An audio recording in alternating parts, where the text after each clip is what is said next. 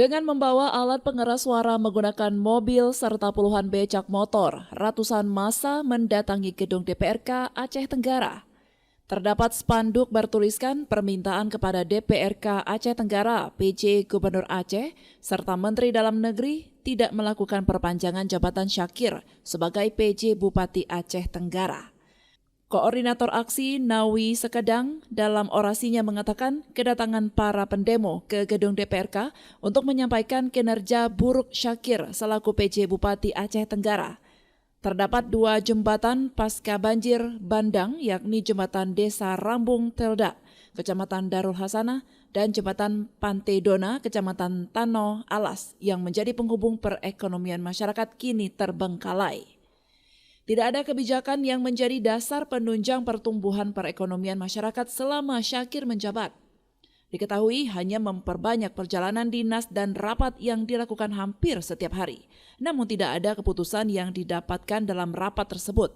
Banyak anggaran yang seharusnya dipergunakan di daerah namun dikembalikan ke negara. Ini merupakan prestasi buruk selama Syakir menjabat.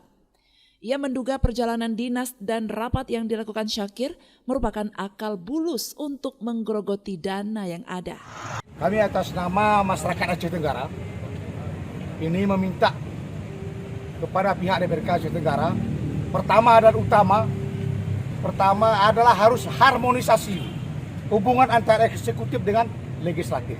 Ini kita lihat sendiri, jangankan antara legislatif dengan eksekutif. Legislatif sendiri pun bentrokan.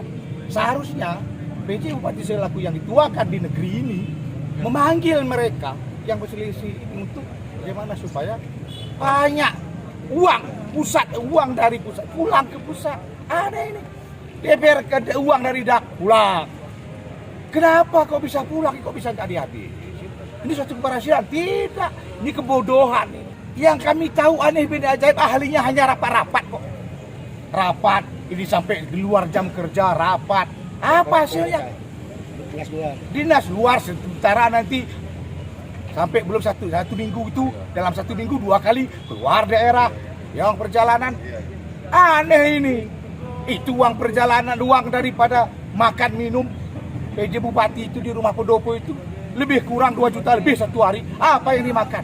Kami sudah paksa, DPRK udah kami paksa, tidak akan memperpanjang. Kalau sempat diperpanjang, gedung Dewan ini akan kami hancurkan. Lihat, kami nggak main-main, dan kami nggak mau dipermainkan. Janji tetap janji. Masalah siltap saja, penghasilan tetap. Itu pembohong itu PJ Bupati. Bilang setiap bulan dibayarkan. Sampai hari ini, bulan Juli, Agustus, September, nggak dibayar kok. Masa aksi mengancam jika anggota DPRK merekomendasi perpanjangan jabatan PJ Bupati Syakir akan membawa aksi lebih banyak dan ancam runtuhkan gedung DPRK Aceh Tenggara. Dari Aceh Tenggara, Al Mujawadin melaporkan untuk Puja TV Aceh.